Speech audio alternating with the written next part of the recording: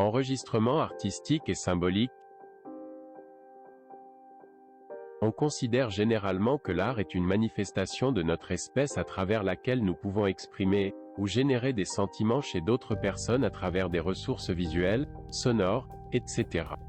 Mais c'est aussi une manière de faire passer des messages entre l'auteur de l'œuvre et ses spectateurs.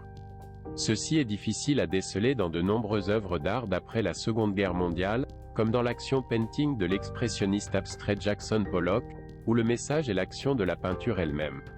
Mais on le voit clairement dans Guernica, un tableau probablement conçu comme un nouveau cri à la mort du torero Ignacio Sánchez Mejías. Il suffit de regarder les éléments taurins, le mort, la femme qui pleure, etc. Guernica remplit également parfaitement sa fonction d'hommage aux victimes et de dénonciation du bombardement aveugle de cette ville biscayenne par l'aviation allemande. Bien qu'aucun avion, bombe ou explosion n'apparaisse dans le tableau, le message que Picasso voulait transmettre est évident. Un message de douleur, de souffrance, de tragédie que le spectateur reçoit et comprend. Mais l'art, ce sont des codes, ce sont des symboles qui se transmettent et, parfois, sont compris. Pollock est admis, même si l'ensemble des pigments qu'il a capturés sur la toile n'est pas compris. S'il ne nous est expliqué par un expert.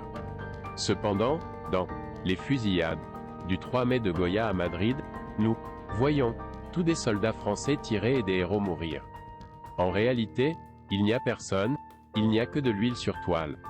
Mais on comprend parfaitement le message. On croit aussi comprendre les fresques de la Villa des Mystères de Pompéi.